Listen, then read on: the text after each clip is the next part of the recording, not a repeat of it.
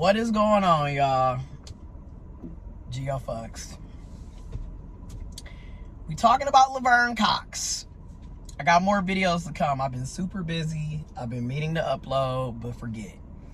Lavern Cox allegedly, well, ain't no allegedly, she came out and admitted this, that she was dating a Trump MAGA supporter for 3 years. Now, I've said this so many times before. I don't know what it is, but when it comes to love, romantic relationships, sex, this seems to be the one category that people will literally throw their own morals, their own ethics to the wayside just to say that they got somebody. And it just needs to be said. We see this a lot. But then I'm just, I know I'm gonna catch hell for saying this, but I feel like dealing with your average cisgender male, you're going to be throwing away a lot of morals and ethics in order to be with them. Because 9 times out of 10, the way that they're socialized under toxic masculinity, they're not going to be quality people. They're typically going to have some very problematic ideologies, behaviors, and beliefs because they're literally socialized to be this way. Now, does that mean that every cisgender male is a Trump supporter, sexist, transphobic, homophobic, misogynistic, abusive, narcissistic, etc.? No, every cis man is not like that, but the pickings are slim. And to sit up here and to act like the pickings aren't slim, you're gaslighting everybody. I'm just going to call a thing a thing. Like if there's, in my opinion, if there's 10 cisgender males, only about 3 of them, maybe 4, are going to be worth trying to be in a romantic relationship with. And out of that 3 to 4, you have to think all of them are not going to be heterosexual if you're heterosexual.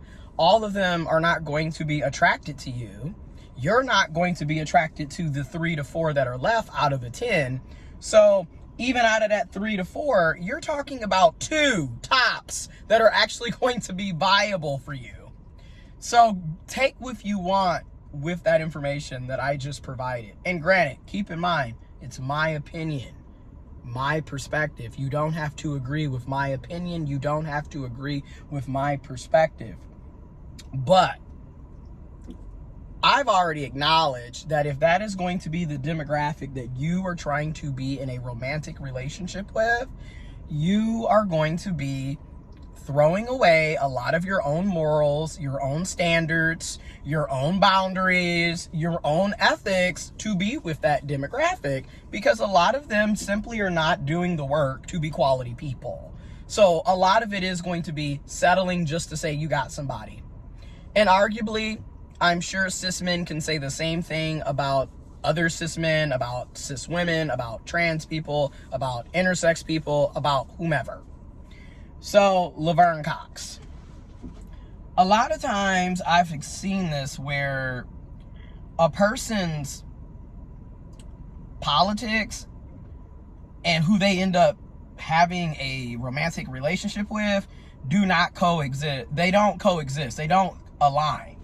Okay, because on one extreme, you got Lavern Cox, an openly transgender black woman of color, dating somebody that's voting against you having rights to live as a transgender woman, as a trans woman, as a woman in general, whether you're a cis woman or a trans woman.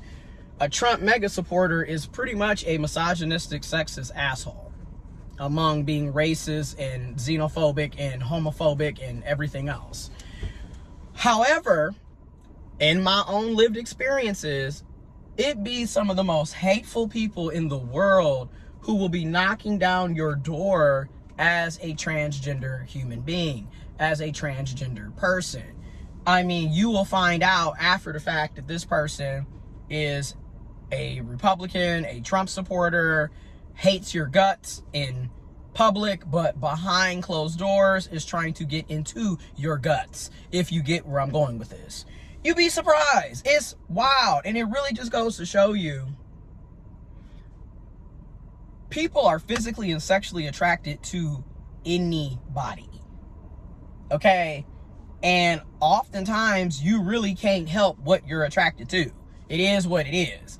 And maybe that's where the whole saying, you know, beauty is in the eye of the beholder and love is blind. But you being physically and sexually attracted to somebody doesn't mean that you love them. That's the other thing. A lot of times you are physically and sexually attracted to them. Meanwhile, you don't like them. You don't like their personality. You don't like their opinions. You don't like anything really about them outside of the fact that they are physically and sexually appealing. That's the other aspect of this. I feel like a lot of times people conflate love and lust. A lot of this is lust, not love. And you'll know because, again, y'all don't have nothing else aligning y'all. Outside of looks and sex, y'all wouldn't even be talking to each other. Don't tell me I'm lying. I'll wait. Because y'all don't have nothing in common. And this is a prime example of this. She's sitting up here. This man voted in 2017 against you and likely voted again in 2020 against you, or 2016 against you, and 2020 against you, and voted again against you likely in 2024. So, it's just something to think about. A person will literally be eating you out deep in your guts and then calling you a slur behind your back. You never know. You never know. Now, in her situation, she actually knew that this man was a Trump MAGA supporter. And this is why, and when I say this, I'm not trying to disrespect Lavern Cox. I'm not trying to disrespect transgender women, black and brown trans women. I'm not trying to disrespect trans people, right? I am an intersex trans man.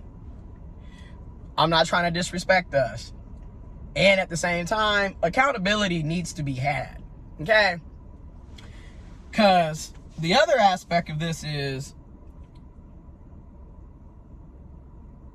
nobody deserves to be abused, disrespected, and at the same time, if you're dating a closed-minded bigot, you really can't be too surprised that this person says or does something that's off-putting. You knew what you were getting with when you got with them. Hello? I'm sorry, but most of these megas lack critical thinking, clearly, because they're literally voting against their own best interests. And there's a lot of cognitive dissonance. I'm supporting Donald Trump, but I'm having sex with a trans woman.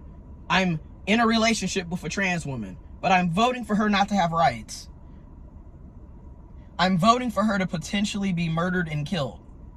Like, there's a lot of cognitive dissonance there. And I see it. That's what I mean by a lot of times, in my opinion, love is not rational at all. It's not rational and it's not logical. Because literally, we will sit up here and be attracted to the most heinous types of people who are going out of their way to harm us every step they get. Then they'll turn around and talk about how love is love and, I'm not like those people. Meanwhile, you're voting for those people. She's sitting up here doing all of these social media, posting and activism and advocacy work around the transgender community. And, doing advocacy work around trans people having rights and freedoms, such as access to gender-affirming healthcare, gender-affirming hormones, being able to go to the fucking bathroom and take a number 1 or a number 2, wash your hands and leave, being able to play sports, being able to have a job, a career, shelter, be treated with dignity and respect as a human being. Yet you are booed up with somebody that doesn't respect you as a human being. I don't know. It's hard. These are the conversations that I think we need to have more conversations on, because there's so many nuances. Do I think everybody that is a Trump MAGA supporter is demonic and evil? Kind of. But I also recognize people are indoctrinated at an early age to hate.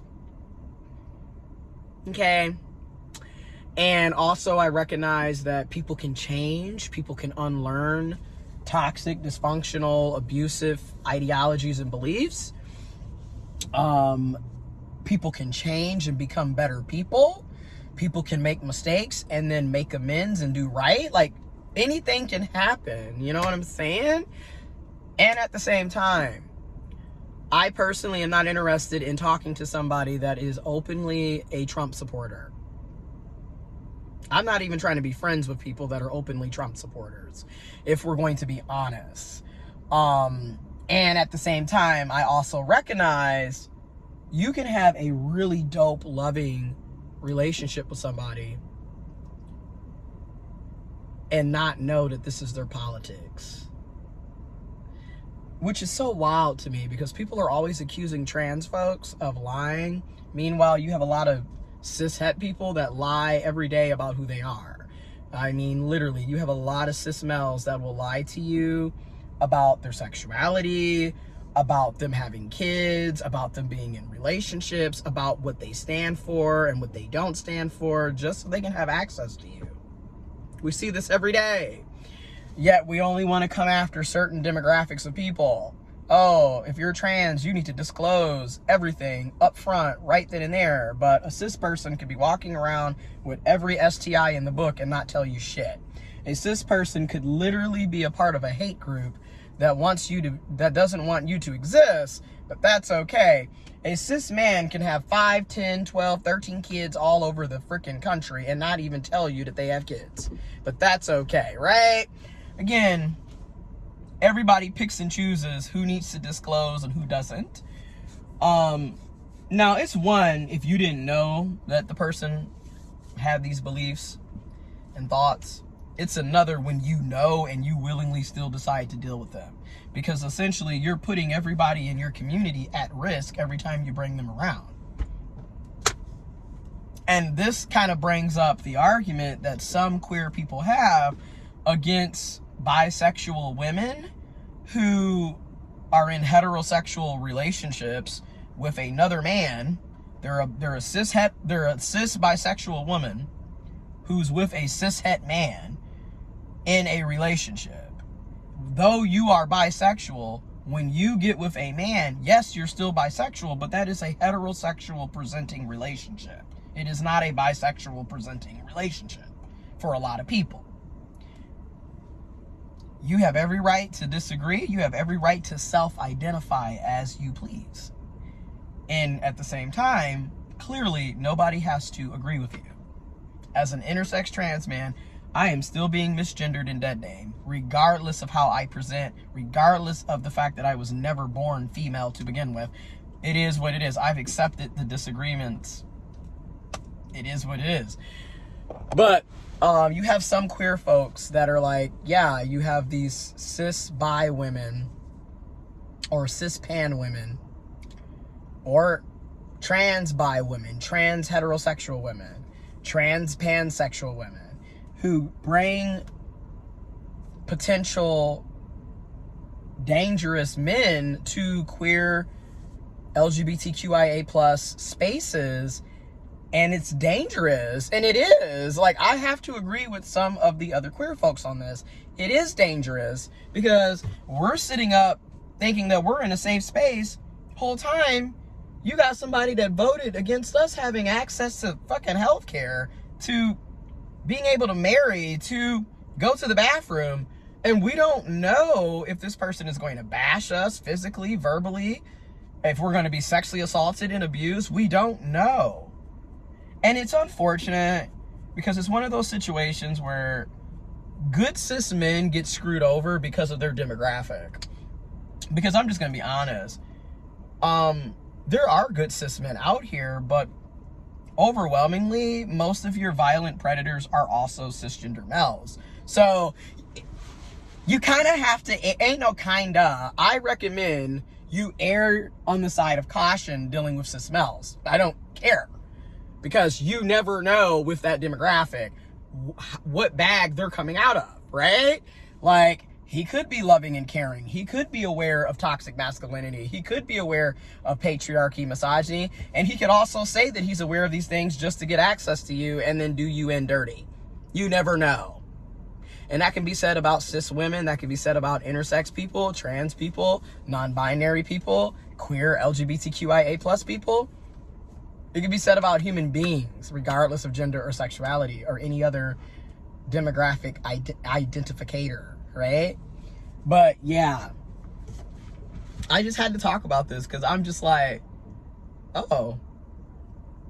And the sad part is this is very common, right? Like I'm going to give you another example. You have a lot of white women who pride themselves, a lot of cis white women, a lot of cis het white women, and cis white women in general, who pride themselves on being allies, you know, on being feminists and womanists and this, that, and the third. But then when you look at who they're married to, he's a Republican Trump supporter. So how feminist, how womanist, how much of an ally are you really an ally when the people that you are sexually and romantically partnered with are anti everything you claim to stand for?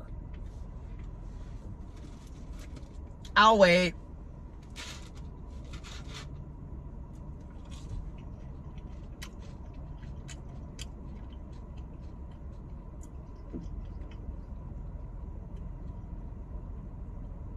And also, it just further proves my point that people put a lot of emphasis on sex and romance to the point that logic is rarely ever entering the chat when we're talking about sex and romance, because we will get with people that logically make absolutely no sense for us to be dealing with, but physically they're attractive, sexually they're appealing and attractive, so we're willing to throw logic out the window. And it kind of makes you wonder, like, well, are you even serious about your own morals and standards if you're willing to throw all of that out the window just to say you got somebody?